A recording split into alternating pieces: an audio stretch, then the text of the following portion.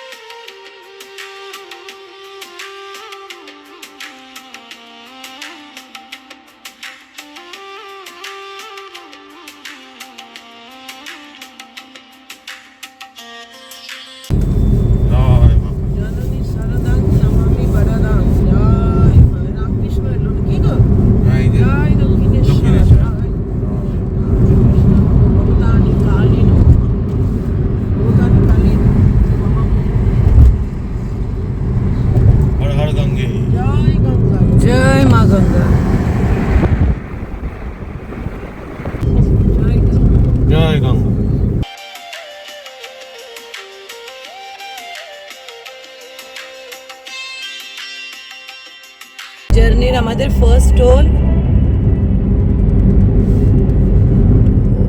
আগেবার এখানে খুব প্রবলেম হয়েছিল, টোল লক হচ্ছিল। এবার দেখি আজকে কি অবস্থা হচ্ছে।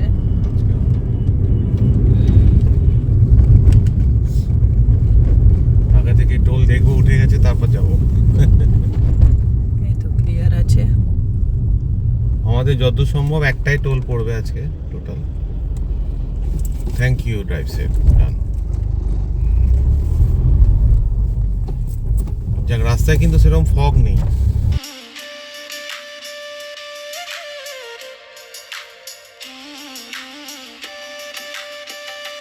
সোজা চলে গেলে হলো। আমাদের এদিকে বেঁকে যেতে হবে আরামবাগ রোডের জন্য। এদিক থেকে আমরা লেফট হয়ে বেরোচ্ছি। ডানকুনি সোজা গেলে দুর্গাপুর এক্সপ্রেস হাইওয়ে। তো এদিক দিয়েও আমরা যেমন বলছিলাম, যেমন বর্ধমান হয়েও যাওয়া যায়। এই আমরা আরামবাগ রোড নেবো।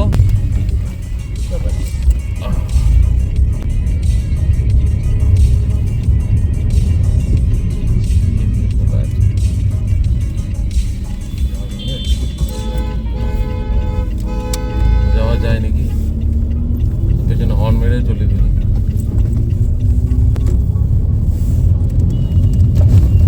আরামবাগ রোড।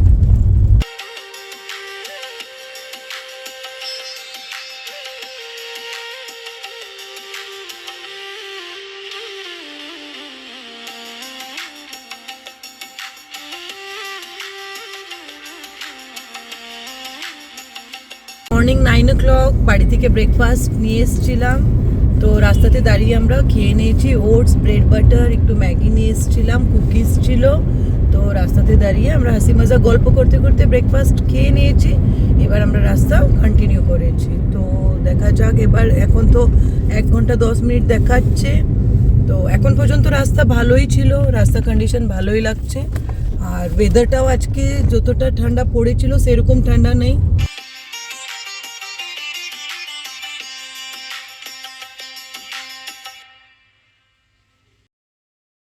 রাস্তার কন্ডিশন কিন্তু খুব একটা ভালো নেই, মানে মাঝখানে মাঝখানে রিপেয়ার হয়েছে, সব ইট দিয়ে রিপেয়ার করেছে।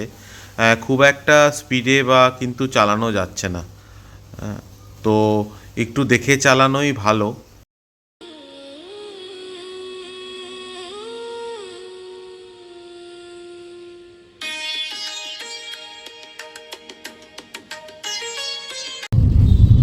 এখান থেকে লেফট নিতে হবে,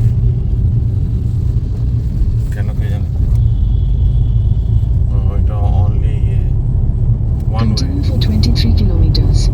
This is only one way.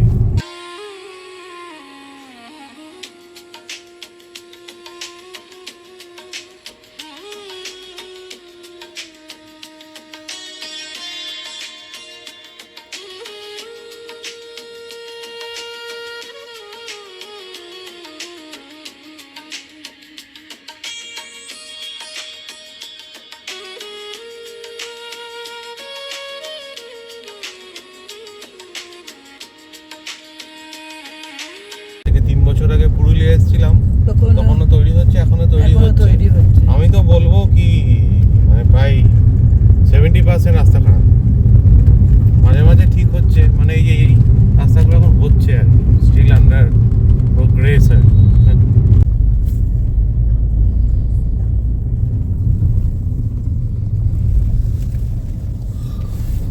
ওই রাস্তা হবে নাকি? যে রাস্তা হচ্ছে না, ওগুলো সেই ইয়ে রাস্তা। সিমেন্টের ব্লক বসিয়ে এগুলো তো এখন তাড়াতাড়ি হয় না, এক এক দিনে প্রচুর প্রচুর রাস্তা। থ্যাংক ইউ, এটাকে দাঁড় করে দিচ্ছি। বেশি খেলে বাবু বকবে। বেশি খেলে বাবু বকবে। হ্যাঁ, বেশি খাওয়া যাবে না।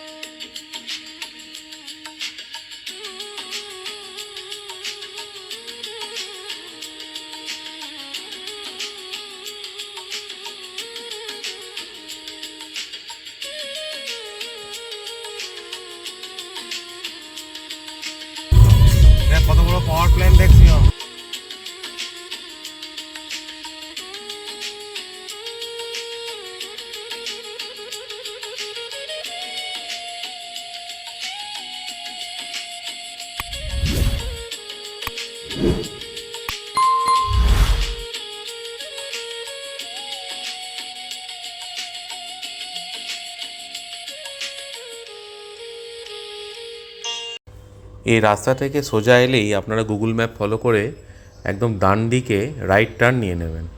এই রাইট টার্নই হচ্ছে আমাদের এই কামারপুকুরের রাস্তা, কামারপুকুর বা জয়রামবাটির। সেখান থেকে গুগল ম্যাপ ফলো করলেই আপনারা কিন্তু গন্তব্যস্থানে পৌঁছে যাবেন।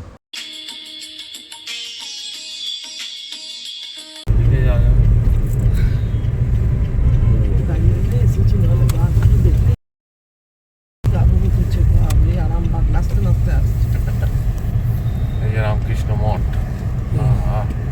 যাক ভগবানের ইচ্ছা ছিল টাইমেও পৌঁছে দিল। কিন্তু তো দেখো কালকে আমাদের ডায়মন্ডকে হঠাৎ Your destination is on the right.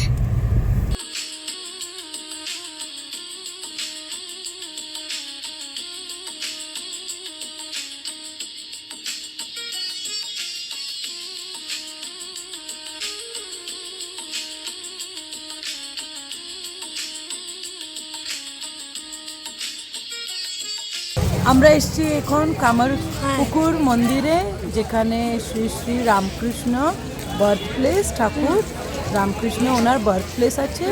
তো এখানে একটা আছে কি, এখানে ভিতরে কোনো ভিডিও অ্যালাউ নেই, ফটোগ্রাফি অ্যালাউ নেই, তাই আমরা এখান পর্যন্তই ভিডিও আজকে কভার করছি। আর ভিতরে আমরা সুন্দর গেলাম, দর্শন নিলাম। রামকৃষ্ণ ঠাকুর যেটা একটা ম্যাঙ্গো ট্রি লাগিয়েছিল ওটাও আমরা দেখলাম। 11:30টার আগে আমাদের এখানে এসে ভোগে টিকিট করতে হয়, তো সেটা আমরা নিয়েছি, সুন্দর ভোগ খেলাম। তো এইসব করে আমরা এখন এখান থেকে বেরিয়ে জয়রামবাটি মন্দিরে আমরা বেরোচ্ছি।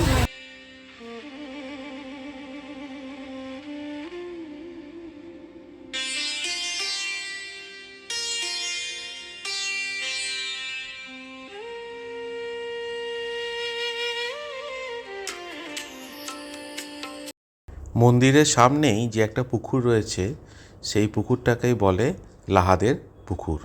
আর এই পুকুর দেখতেই আমরা যাচ্ছি। স্থানীয়দের কাছ থেকে জানতে পারলাম রামকৃষ্ণদেব তার বাল্যকালে বন্ধুদের সঙ্গে এখানে চান করতেন। তার অনেক গল্প এই পুকুরের সঙ্গে জড়িয়ে রয়েছে।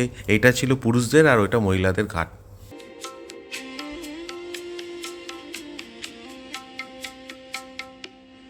হ্যাঁ, কেমন লাগলো? রামকৃষ্ণ আমার সত্যি অপূর্ব।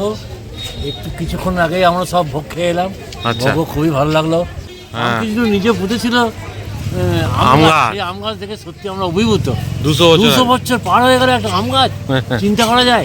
তারপর রামকৃষ্ণ নিজে যেখানে থাকতেন সেটা দেখেও আমরা সত্যি খুবই ভালো লাগলো। এলাম রামকৃষ্ণ জন্মস্থানে। সত্যি জায়গাটা দেখার মতো অপূর্ব জায়গা, যেমন সুন্দর, শান্ত, শিষ্ট, দেখলেই যেন মনে হয় আমরাও ধ্যানে বসি। মনে মনে একটু স্মরণ করলাম ঠাকুরকে, জন্মস্থান দেখলাম, ঠাকুরের ঘর দেখলাম, বড় আম গাছ দেখলাম যেটা উনি হাতে পুঁতেছিলেন স্বহস্তে। সে আম গাছটা সত্যি থেকে স্পর্শ করলাম, গাছটা একটা সত্যি কি যেন একটা মনে হলো, ঠান্ডা ছিল, একদম ঠান্ডা পাথরের মতন হয়ে গেছে। গাছটার ওটা কাঠ মনে হচ্ছে না, একটা পাথর মনে হচ্ছে।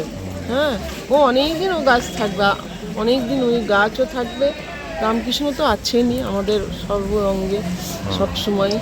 হ্যাঁ, এবার তার সঙ্গে তার সহধর্মী সারদা মায়ের যেটা যাবো ভাবছি।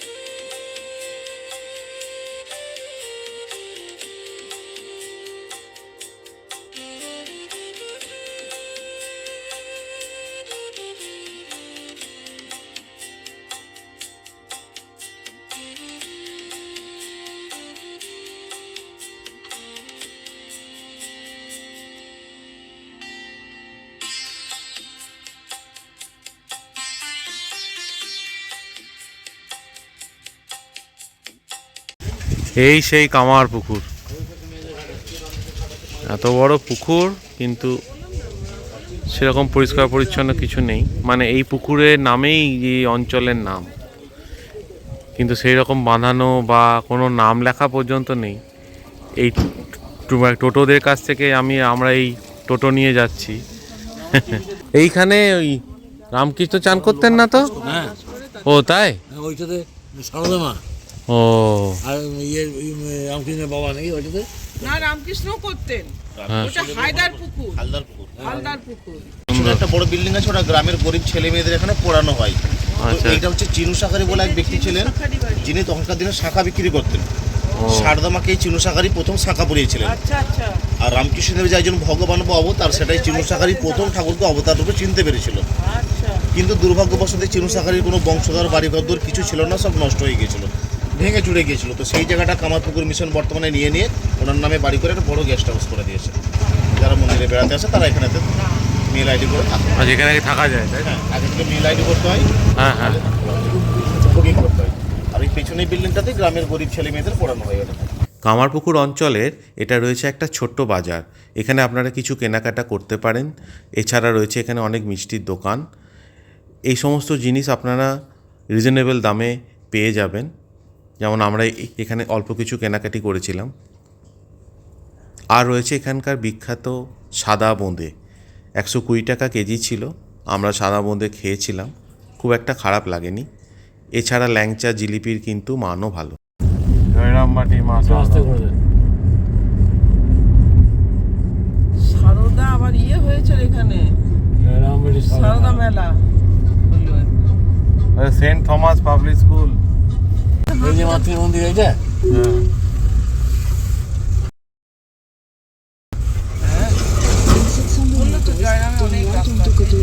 শিরোমণিপুর, কোয়ালপাড়া, দেশরা, জেরামবাটি রোড। এই পাশে লাগিয়ে দেন নাকি?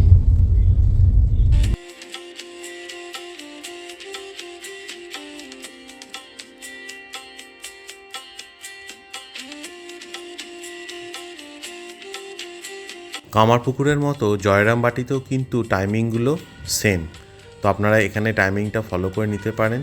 এখানেও ভোগ দেওয়া হয়, তো আপনারা এখানে এসেও ভোগ গ্রহণ করতে পারেন। ভেতরে আমরা আর যাইনি, মানে ক্যামেরা নিয়ে আর যাইনি, কেন ক্যামেরা অ্যালাউ ছিল না। অনেকেও যদিও বা যাচ্ছিলেন, সেটা একবারেই উচিত নয়, তাই আমরা বাইরে থেকে একটু আপনাদের একটু ভিউটা দেখিয়ে দিলাম। এরপরে ছিল সন্ধ্যা আরতি, সন্ধ্যা আরতিও আমরা দেখে সেদিনকে আমরা সন্ধেবেলা নাগাদ করে এখান থেকে বেরিয়ে গিয়েছিলাম এবং কলকাতা পৌঁছতেও আমাদের খুব একটা দেরি হয়নি।